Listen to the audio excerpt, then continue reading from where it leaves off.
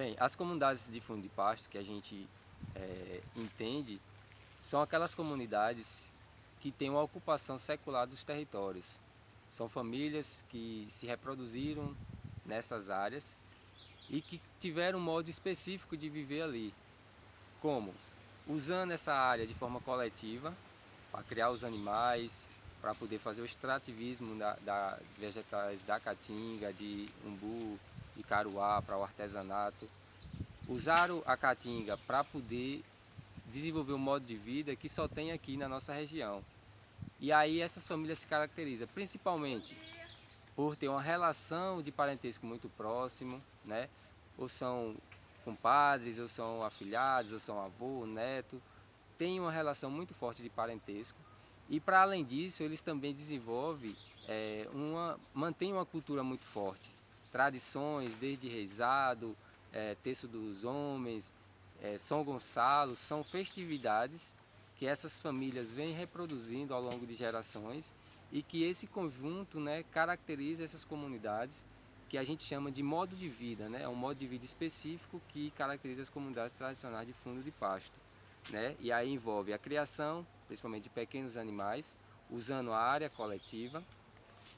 Também existem as áreas individuais, são aquelas áreas que as famílias cercam e fazem o plantio, né, de milho, feijão, de uma melancia, plantios que tem para o consumo da família.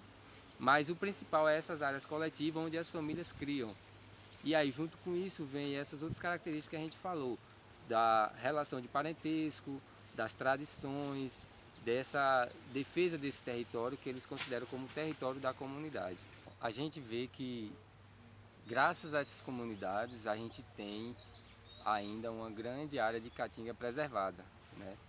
A gente considera que é um patrimônio hoje que a gente tem, as comunidades de fundo de pasto que conseguem manter as suas caatingas preservadas. E esse cuidado que a comunidade tem com a caatinga em pé é o que a gente percebe que é o grande aprendizado que a gente tem, porque ou a caatinga mantém-se em pé, ou então a comunidade não consegue manter o seu modo de vida, porque ela depende estritamente dessa caatinga para poder se manter, porque é da caatinga que o bode tira os seus animais, uma vez que o sistema de criação é extensivo, ou seja, é solto nessas áreas, então o animal procura comida lá na caatinga, então essa caatinga é responsável de dar essa alimentação para os animais. O extrativismo que é feito, né, do umbu, de outras frutas, da maracujá do mato. Então, graças à caatinga preservadas, que as comunidades conseguem ter, garantir, né, a sua renda, o seu sustento. Então, a gente inclusive vem tendo, graças à sensibilização de algumas comunidades, em áreas onde foi feito algum processo de degradação em tempos atrás, essas comunidades ela vem fazendo um trabalho de recatingamento, né? Entendendo a importância de ter a caatinga, as comunidades vêm isolando essas áreas, cercando, para poder recompor essa área de caatinga, porque entende que a caatinga ela precisa ser preservada e principalmente pensando nas gerações futuras, né? Então a gente considera que a caatinga é um patrimônio graças às comunidades que vêm preservando essas áreas. Então é uma relação muito ímpar, né, das comunidades com a caatinga, diferente desses outros projetos, né, que é feito por políticas públicas que precisa retirar a caatinga para poder desenvolver. Nas comunidades ela dá o exemplo de que com a caatinga a gente mantém a preservação da natureza, garantindo as nascentes, né, os sistemas equilibrados de fauna e flora e tendo uma qualidade de vida, né, sem destruir o meio ambiente. Em média, hoje o IRPA tem acompanhado aí em torno de 100 comunidades, né? Entendendo que muitas também que o IRPA acompanha que ainda também não se auto-identificaram, então esse número ele pode ser maior, mas a gente tem assim já de comunidades que a gente sabe que se reconhece em torno aí de 100 comunidades.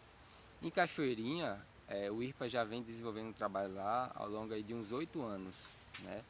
E aí esse trabalho envolve desde o projeto de ATE, né, que é um trabalho de assistência técnica e extensão rural, onde um técnico está na comunidade, acompanhando a comunidade, dando um suporte, né, de orientação, informação, principalmente na perspectiva da convivência semiárido, né? O técnico do IRPA ele tem esse papel de educador social, né? Onde ele vai na comunidade, faz a escuta das demandas e a partir disso vai implementando, né, as tecnologias que vêm a partir desse trabalho, né? Onde a gente tem, por exemplo, em Cachoeirinha, para além do projeto de ATE, a gente tem implementação de projetos de convivência com o semiárido, né? Desde sistema de captação de água de chuva, né? Como cisternas, barreiros.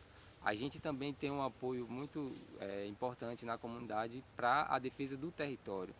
E aí com a assessoria jurídica também nessa área a gente consegue, nas audiências que hoje a comunidade precisa estar tendo para poder fazer a defesa dessas áreas, a gente tem assessoria jurídica para orientar, para dar esse apoio, para garantir que a comunidade consiga, né, manter a sua área coletiva, que a gente entende que é o principal para a comunidade garantir o seu modo de vida.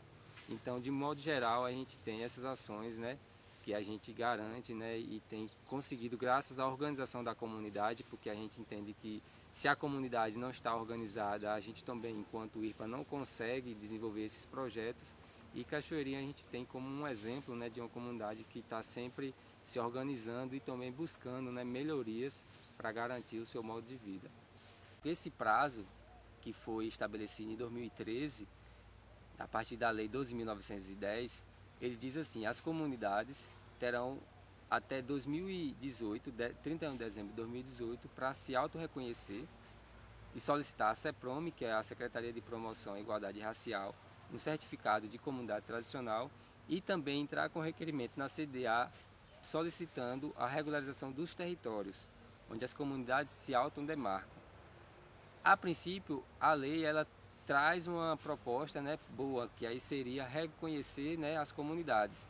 Só que quando coloca um prazo, ela infringe a lei porque ela está dizendo que as comunidades têm um tempo determinado para se auto-reconhecer. A gente, né, nas comunidades que a gente atua, a gente vem fazendo uma força-tarefa mesmo, assim, de intensificar esse trabalho de sensibilização para as comunidades se auto-reconhecer.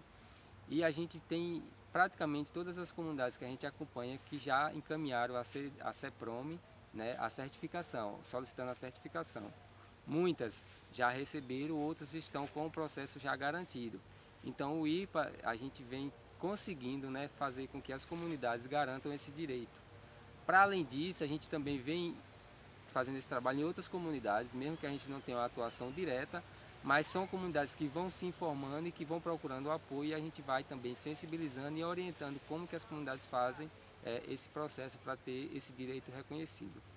Junto a isso, a gente vem com a preocupação desse prazo que está chegando ao fim, agora em 31 de dezembro, a gente vem em conjunto com a articulação, Fundo de Pasto, né, o movimento que representa as comunidades, com a CPT, que é a Comissão Pastoral da Terra, com a ATR, que é a Associação dos Advogados dos Trabalhadores, fazendo uma mobilização para poder ir ao Supremo, lá em Brasília, puxar uma audiência onde a gente sensibilize o Supremo a julgar esse prazo e fazer a derrubada desse prazo.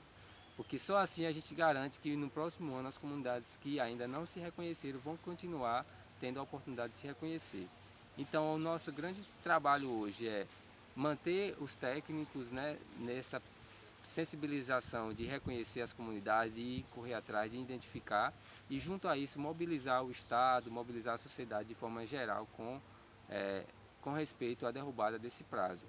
Então a gente vem fazendo esse trabalho em conjunto, né, entendendo que é para manter, né, as comunidades organizadas e fortalecidas, a gente depende muito dessa luta que é a derrubada desse prazo.